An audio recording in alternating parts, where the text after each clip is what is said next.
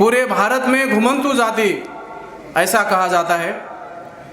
महाराष्ट्र में भटके कहा जाता है, इधर कर्नाटक में आलेमारी जाति कहा जाता है और तेलंगाना आंध्रा में संचार जाति कहा जाता है। जो इसको एनटी डीएनटी विजेएनटी, एनटी का मतलब है नेशनल नोमैडिक ट्राइब और डीएनटी का मतलब है डी नोटिफाइड और विमुक्त जाति नोमैडिक ट्राइब। जब इन लोगों को अंग्रेजों ने यादी डिक्लेयर की थी, वो यादी विशेष तौर पर उनको अधिकार देने के लिए डी नोटिफाइड ऐसा घोषित किया था। इन जाति की मुख्य तौर पर जो संख्या है पूरे भारत में 197 इतनी जातियां हैं और इनकी संख्या रेणके आयोग के अहवाल अनुसार 11 करोड़ के ऊपर इनकी संख्या है। साथियों, ये जो लोग हैं ये घुमंतू लोग कहाँ रहते हैं? तो आज के तारीख में ये घुमंतू लोग रोड पे रहते हैं, कहीं ब्रिज के नीचे है, कहीं पाल डालकर रहते हैं। और उतना ही नहीं, ये भारत में 11 करोड़ से 3 करोड़ लोग भिखारी हैं, ये घुमंतू के हैं। ये हालत इन लोगों को 72 साल में ये सरकार कांग्रेस बीजेपी आरएसएस ने 72 साल में इन लोगों को कोई योजना बनाई, इन लोगों को समस्या हल करने के लिए कोई प्रयत्न किया? आज तक इन्होंने नहीं किया। सिर्फ रेणके आयोग और इदाते आयोग 2008 में रेणके आयोग बनाए और 2018 में अभी इदाते आयोग बनाए। किस लिए बनाए? सिर्फ दिखाने के लिए और इन एनटी डीएनटी विजेएनटी के सिर्फ वोट लेने के लिए आयोग बनाए हैं। और घुमंतू लोगों को 2005 के बाद मेश्राम साहब ने बाम सेब के ओर से इन लोगों को जागृत करने के लिए अभी इन लोगों को जागृत करके जोड़ने के लिए राष्ट्रीय घुमंतू जनजाति मोर्चा बनाया और पूरे भारत में राष्ट्रीय घुमंतू जनजाति की मोर्चा के ओर से घुमंतू लोगों को बाम सेब के माध्यम से राष्ट्रीय एजेंडे पर लाने का काम बाम सेब भारत मुक्ति मोर्चा ने किया है। साथियों, आज के तारीख में जो घुमंतू के अलग अलग संगठन है, अलग अलग लीडर है, ये लोग ब्राह्मण लोग के और कांग्रेस बीजेपी के ब्राह्मण लोगों को तलवे चाटने का काम कर रहे हैं या तो खुद का फायदा करने का काम कर रहे हैं। हमारे समाज के बारे में जब सोचते होते तो हमारे 3 करोड़ भिखारी नहीं होते। आज के तारीख में मैं चलो तांडे की ओर गया था तो एक तांडे में 1000 वो घर थे, उनमें से 800 खुदकुशी किए। 25 उम्र से कम लड़के वाले लोग, ये खुदकुशी नहीं होती हमारे समाज के बारे में लीडर लोग सोचते होते तो। इसलिए आज इन लोगों की क्रिमिनल एक्ट जो बनाया या ब्राह्मण व्यवस्था ने बताया अंग्रेजों ने लागू किया।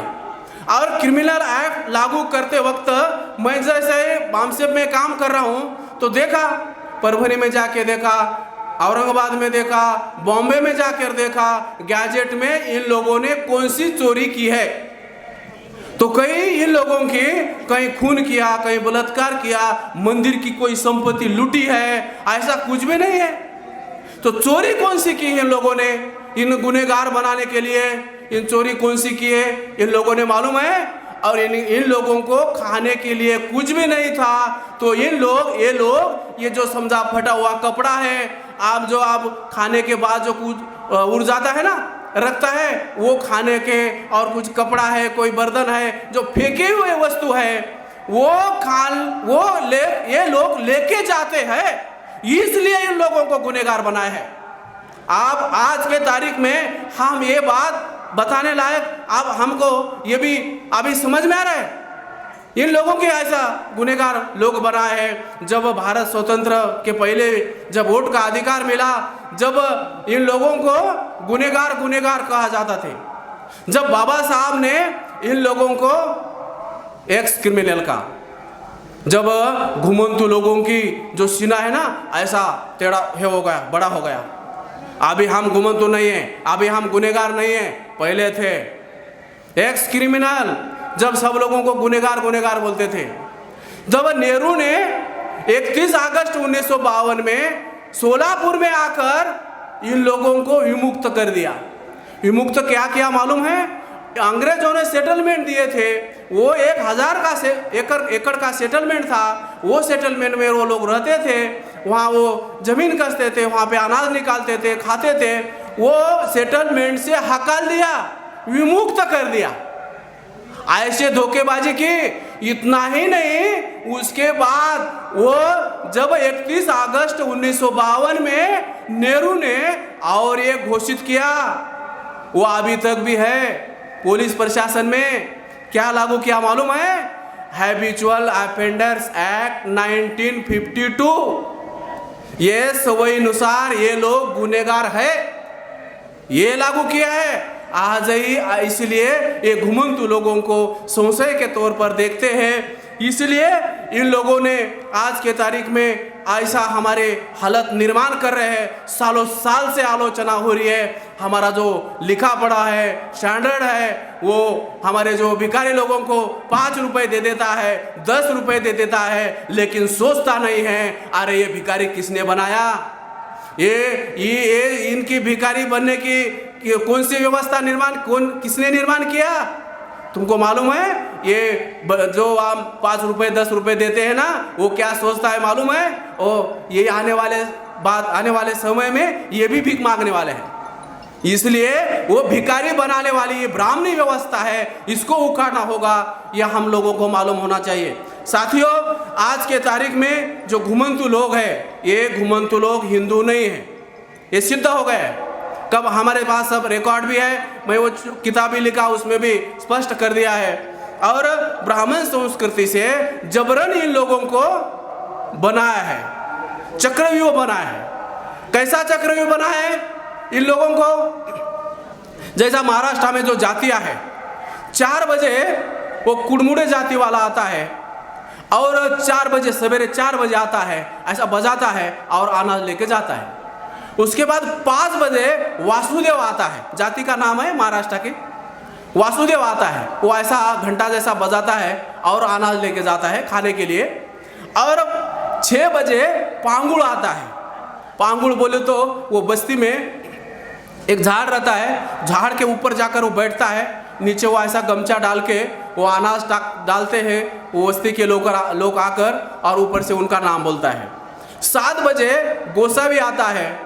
जब गोसा भी उनका चिवर वगैरह डाल के आता है और क्या बोलता है?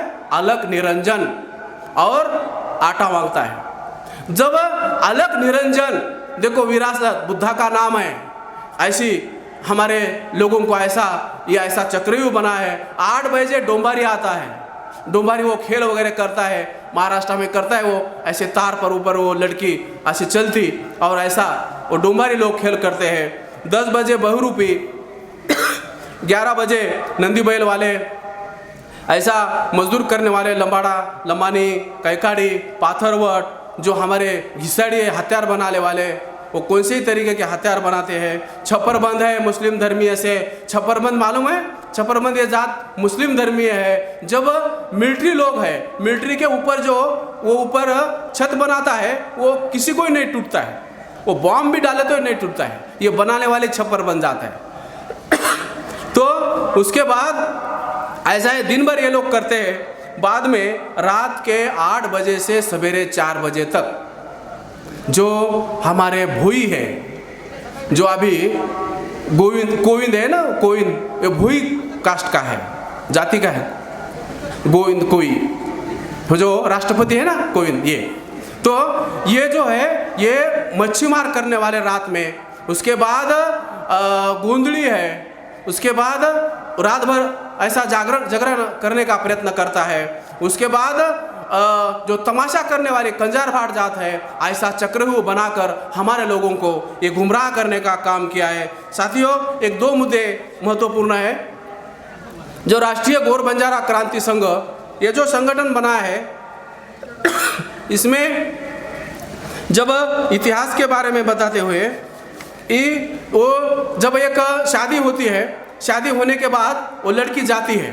जाते वक्त वो तांडे के सब लोग इकट्ठा हो जाते हैं और जाते जाते वो लड़की, सब लोग इकट्ठा होने के बाद वो लड़की रोती है और रोते रोते बोलती है, सिंधु नदी रे राळे में, सिंधु नदी रे पाळे में। यानी तो सिंधु नदी जो है उनके आसपास में, वो मुलुक में आर्य दामड़िया दामड़ लेगे रे मारा सेना नायका। आर्य दामड़िया का मतलब है आर्य ब्राह्मण लोग हमारे लोगों को, हमारे पुरुष को लेके गया है, ऐसा वो नायक को बोलती है। उसके बाद वो बोलती है, मोहना नगरे न बाळन बाळन खाक करना के रे मारा सेना नायका। जो मोहनजोदड़ो हड़प्पा नगरी है, ये मोहनजोदड़ो हड़प्पा नगरी को ये ब्राह्मण लोगों ने नेस्त नाबूद कर दिया है रे मेरा नायका। वो नायक को संबोधित करती है। उसके बाद वो लास्ट में बोलती है, मोहनजोदड़ो हड़प्पा जो नगरी है, उसके बाद बोलती है, मोहना नगर हड़प्पा रे नगरे न कना ले जाइस रे मारो विरेड़ा। जब ऐसा जाती है वो बोलती है, जो मोहनजोदड़ो हड़प्पा नगरी है, वो मोहनजोदड़ो हड़प्पा के मुलुक में कब लेके जाएंगे रे मेरा विरेड़ा, मेरा भाई, मेरा बाप, ऐसा बोलती हो जाते वक्त। इससे सिद्ध होता है कि जो ये आर्य ब्राह्मण है हमारे लोगों को नेस्त नाबूद किया है। इसलिए अगले कड़ी में सेवालाल महाराज भी बोलते हैं, मुई मुट्ठी न सर्जित करूँ, बामण दड़िया दड़िया दबायूं, राजधानी पर झंडा फड़कायूं, गोरू न केसुला नाई मोरायूं। मुई मुट्ठी न सर्जित करूँ, जो इतिहास ब्राह्मणी व्यवस्था ने समाप्त कर दिया है, वो इतिहास को मैं जागृत करूँ, जागृत करें, वो जागृत करने का प्रयास करूंगा।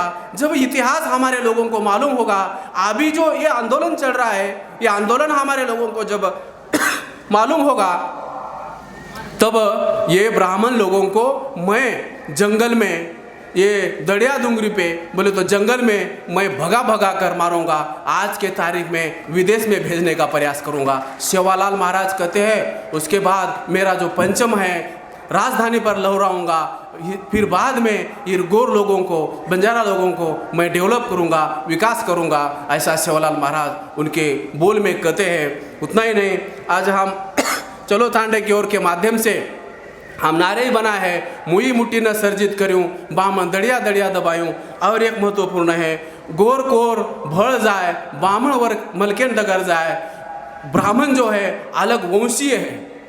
आज बंजारा समाज में गोर बोलते और अदर कोर बोलते और गोर और कोर मिक्स इकट्ठा हो गए तो ब्राह्मण उनके मलक में चले जाएंगे। इसलिए गोर कोर भड़ जाए, बामण वरे मल के डगर जाए। इसलिए साथियों, आज के तारीख में बाम से भारत मुक्ति मोर्चा, बहुजन क्रांति मोर्चा पूरे देश में है। 550 जिले में उनके तरफ से हमारे बहुत सारे साथी आए हुए हैं। उन लोगों को विनंती है, अपना एक एक पदाधिकारी, चाहे घुमंतु को हो, बंजारा का हो, एक एक पदाधिकारी बाम सेब को स्टेट के दिए तो आने वाले समय में हमारा भी ये संगठन बहुत तेज़ी से बढ़ेगा। और राष्ट्रव्यापी समस्या है तो राष्ट्रव्यापी संगठन भी निर्माण होगा। राष्ट्रव्यापी संगठन निर्माण हुए बगैर इन लोगों को इन समस्या हल होने वाले नहीं है। इतने बात मैं बात कर समाप्त करता हूँ। धन्यवाद। जय सेवालाल, जय मूल निवासी, जय भारत।